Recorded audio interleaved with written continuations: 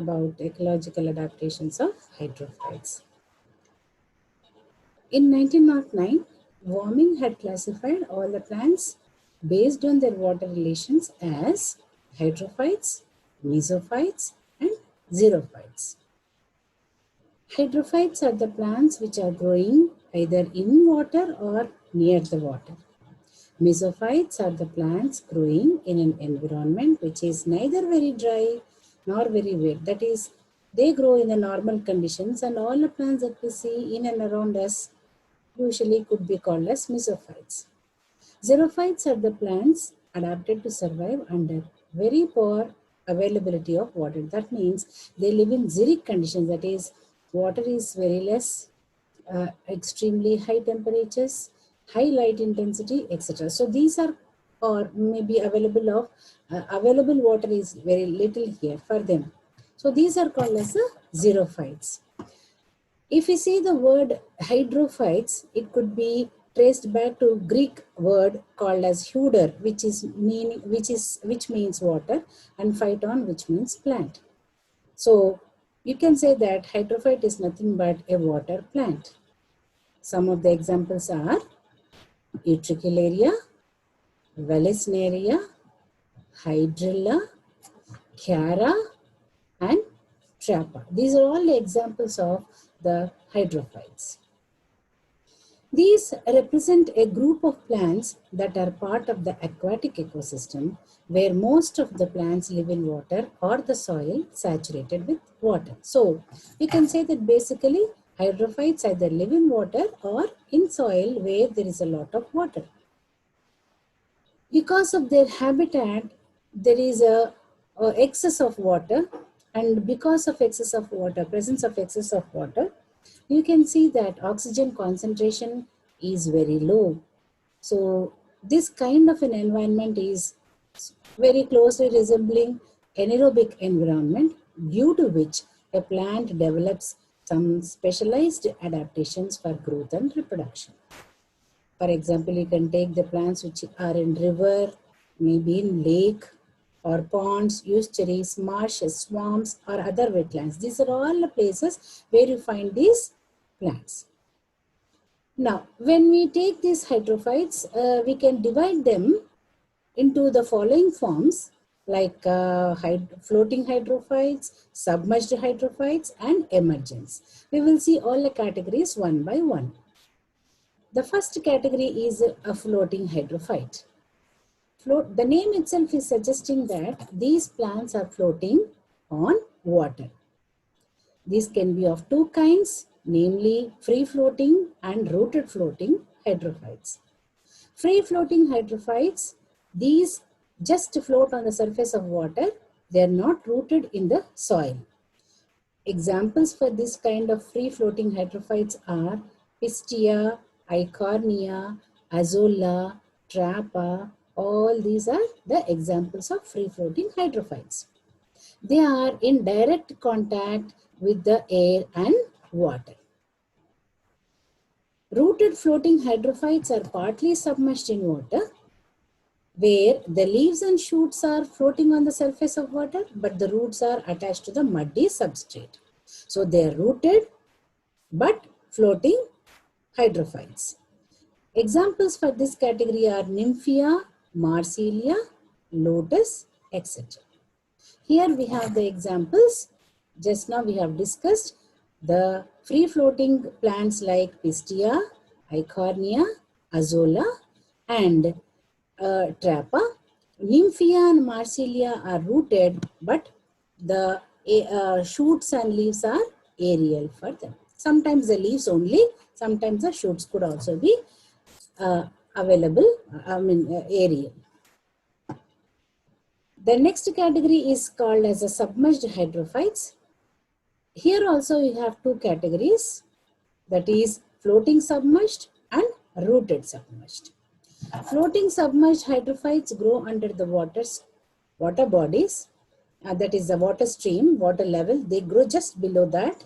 They are not in direct contact with the air, and they include species like Utricularia, Ceratophyllum, etc. Now, other form or other category of floating hydrophytes, submerged hydrophytes are rooted submerged hydrophytes. Here they are completely inside the water, and they are rooted to the muddy substrate, and it includes plants like Hydrilla, Vallisneria, Isoetes, Aponogeton, etc. So under submerged hydrophytes, you have two categories. Either they could be floating and submerged hydrophytes or rooted and submerged hydrophytes. These are the examples of the submerged hydrophytes. Utricularia, Ceratophyllum, Hydrilla, Vallisneria, Isoetes, and Aponogeton. These are all the examples for submerged hydrophytes. Last category of hydrophytes is emergent hydrophytes.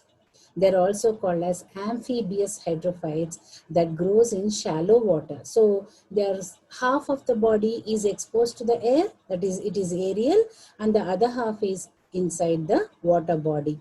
In some plant species, the roots, stems, and leaves are submerged in water. This particular group of plant can thrive in both aquatic, example buttercup, typha, etc., and terrestrial habit like skunk cabbage and alisma, etc. So because of their nature, that is, they can live either in water or on land. That's why they are called as amphibious hydrophytes. And these are, the last category is emergent form of hydrophytes. Here, the submerged parts of the emergent hydrophyte show hydrophytic characters, whereas the aerial parts show mesophytic characters. It includes plant bodies like Typha, Sagittaria, Ranunculus. The major difference between these two types, that is amphibious hydrophytes and emergent hydrophytes, is amphibious will be present half inside the water or half outside the water. They can survive both in aquatic and terrestrial habits. Whereas emergent hydrophytes are present half inside water and half outside water, and the parts which are present inside the water show the hydrophytic characters, whereas the parts which are present above the water level show the terrestrial features. So these are the examples: buttercup, typha, and skunk cabbage, alisma. These are all amphibious hydrophytes. Sagittaria and ranunculus, and sometimes a few species of buttercup, they are all they are called as the emergent type, that is, they are half inside and half outside the water body. Now, these are the different categories of hydrophytes that we have learned about. Now, we have understood that they show some adaptations. So, what is an adaptation? Any character or a feature of an organism or its part which enables it to exist in the conditions of its habitat is called as adaptation. These adaptations are for withstanding adverse conditions of environment and also utilizing maximum benefit of environment, be it nutrition or conditions. Adaptations may be morphological, anatomical, physiological, or reproductive. First, let us see the morphological adaptations of the root. In hydrophytes, the major absorbing part, that is the roots, are less significant in nature. Its overall growth is either poor or reduced or completely absent. The accessory components of roots like root cap and root hairs are generally lacking in floating hydrophytes. In plant species like Lemna, Eichhornia, etc., root pocket is present instead of root cap, and its function is to maintain the balance in water bodies.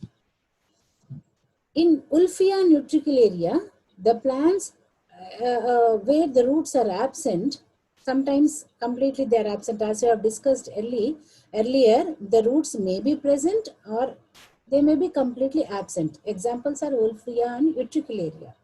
But in Hydrilla, very poorly developed roots are present. But the emergent forms contain well-developed roots. Emergent and also amphibious forms have well-developed roots. These are the examples. This is Lemna, Eichhornia, These two are having balancing roots. This is Ulfia, Utricularia. They do not have any roots at all. And here is Hydrilla, where poorly developed roots are seen. Stems. Morphological adaptations of hydrophytic stems comprise of an elongated, narrow, cushioned, and flexible structures. The stems are wide, small, stoloniferous, that is made up of stolon, narrow, cushioned with extensive parenchyma, and sometimes they float horizontally in the free-floating hydrophytes as in Azolla. In rooted floating hydrophytes, the stem functions as a rhizome or a runner. Leaves are of free-floating hydrophytes consists of elongated, slender, flattened, and upper surface is coated with waxy cuticle. Submerged hydrophytes contain leaves that are slender, translucent, elongated, fibrillar, straight, and finely dissected. In amphibious plants, the leaves are of two kinds, submerged and aerial. The submerged leaves show resistance against potential damage by water current and absorb dissolved carbon dioxide. The aerial leaves are just like normal mesophytic leaves. So you can see that these are all adaptations of the leaves, morphological adaptations of the leaf for their habit. Leaves of emergent hydrophytes resemble the normal leaves, that is the mesophytic leaves.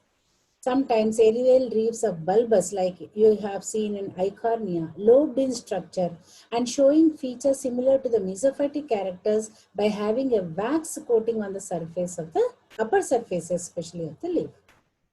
This waxy coating prevents the leaves of hydrophytes against wilting, physical damage, chemical injuries, blockage of stomata, etc. The partly submerged plant possess different patterns of leaves or shows heterophyly, like in Ranunculus equatilis and Limnophila heterophylla. These are the examples. Ranunculus, you can see the broad leaves and also dissected leaves. Dissected leaves are present inside the water because they have to withstand the pressure of water currents, and broad leaves are present aerially. Here in Limnophila heterophylla also, you see two different kinds of leaves, the leaves which are dissected below the water and the leaves which are normal above the water. These are all the morphological adaptations. What about the physiological adaptations? Shoot system, that is the stems and leaves can participate in the process of photosynthesis here in hydrophytes, where the oxygen and carbon dioxide liberated as a result of photosynthesis and respiration respectively is retained in the air cavities. So what happens here is during both the processes, photosynthesis and respiration occur side by side. We all know that during daytime photosynthesis occurs, during the entire day the respiration occurs. So the carbon dioxide which is released by during the respiration is taken up by the photosynthesis process, and the oxygen which is liberated during the photosynthesis process is taken up by the respiration. So here these gases are retained in the air cavities, which is readily available for the plant to conduct their various physiological processes. Hydrophytes can make use of the gases like oxygen and carbon dioxide present in the air cavities for future cell activities. Then, petioles of floating hydrophytes have a huge tendency of regeneration. So, even if they are cut off during water currents or upheaval in water, they have the tendency of regeneration, and it is controlled by auxins in them. There is a protective layer called as a mucilaginous layer or mucilage canals, which are composed of mucilage cells. They secrete a lubricating agent, that is mucilage, to protect the plant body against friction, desiccation, decay, etc. Food is stored, examples like in water lily, inside a structure that is nothing but rhizome. Rhizome is a stem modification. Osmotic concentration of hydrophytes is low in the cell sap than the surrounding water. Otherwise, the water would leave the cell in exosmosis. So, the osmotic concentration of cell wall is a cell sap is always lesser than the surrounding water. And in transpiration, this particular process is completely absent in submerged plants, whereas in floating and emergent hydrophytes, some kind of transpiration occurs, that is by water loss because of the exposure of leaves to the outer atmosphere.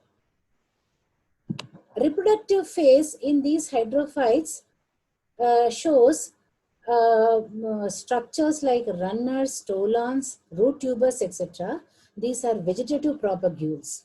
That is, the hydrophytes reproduce majorly by vegetative propagules. Pollination and dispersal of fruits occurs by agency of water sometimes, and the dispersed seeds and fruits generally remain on the water surface as they are light in weight. Then exchange of water, nutrients, gases, these processes can occur through the entire plant surface. Important thing is mucilage functions as a lubricating agent by surrounding the hydrophyte, the submerged parts of the hydrophyte, and protects it. Then sometimes you can see hydrothodes present on the aerial parts which can remove the additional water from the plant body. Anatomical adaptations of hydrophytes are epidermis. First part, let us discuss about the epidermis. It is present as a thin or single layer comprising of parenchymatous cells. These are non-protective in function. The epidermis of the leaves include chloroplasts that participate in the process of photosynthesis. The mucilage encircles the epidermis of the submerged parts and protects the plants against the decay. The hypodermis is either absent or poorly developed. Cuticle is lacking in submerged parts of hydrophytes but can be present as a thin layer on the aerial parts. This is to see that transpiration or loss of water does not occur through the aerial parts. Stomata are not present in the submerged parts of the plants, but the upper surfaces of the floating leaves carry stomata, that is referred to as epistomatous leaves. That means stomata present only on the upper surface of the leaf. Potamogeton is a hydrophyte consisting of non-functional stomata. That is, stomata are there, but they do not open or close. The emergent hydrophytes consist of scattered stomata on all aerial parts of the hydrophytic plant. Then presence of aerenchyma. It can be defined as air cavities found between the differentiated mesophyls, which allows the convenient diffusion of gases. The diffused gases travel through the internal gas spaces of the young leaves, and they are forced down to the root by aerenchyma of the stem as a result of water pressure. So the entire body has air cavities which is full of gases, especially carbon dioxide and oxygen, which also can make the plants buoyant. Not only storing gases, but they also make the plant parts buoyant. Then coming to the cortex, this is highly developed thin wall parenchymatous cortex that helps the plants against mechanical stresses and permits efficient gaseous exchange between the leaves, stem and the root. The large air cavities occupy its major portion. Hydrophytes comprise starch granules as the primary reserve food material that accumulate inside the cortex and pith. Next comes the mechanical tissue. Hydrophytic plants do not possess mechanical tissue, that is either sclerenchyma or collenchyma. They are developed very poorly in floating and submerged plants, parts of the plant, but they could be present in the aerial and terrestrial parts. And cystoliths and sclerites of variable shapes are present in the tissues of leaves and other plant cells. Vascular tissues is usually poorly developed, and you can see that xylem and tracheids are very less developed. Phloem, of course, is developed. In contrast, the amphibians, that is amphibian plants, contain well-developed xylem which is assembled towards the central region. Secondary growth in stems and roots does not occur in hydrophytes. The presence of endodermis and pericycle is very, very distinct. This is about the root and stem. When we come to the leaves, the mesophyll cells are showing undifferentiated structure, that is, they are not differentiated into palisade and spongy mesophyll. Then that is in the submerged leaves. But once we come to the emergent and amphibious plants, the mesophyll is well developed with air cavities in both floating and emergent hydrophytic leaves. So, in conclusion, we can say that hydrophytes are the plants which are developing or growing in the water or water bodies or near the water bodies. They could be divided into submerged, floating, and emergent forms. They show various morphological, physiological, anatomical, and reproductive adaptations to get adjusted to their surroundings. These adaptations help the organism or the plant body to better adjust to their habitat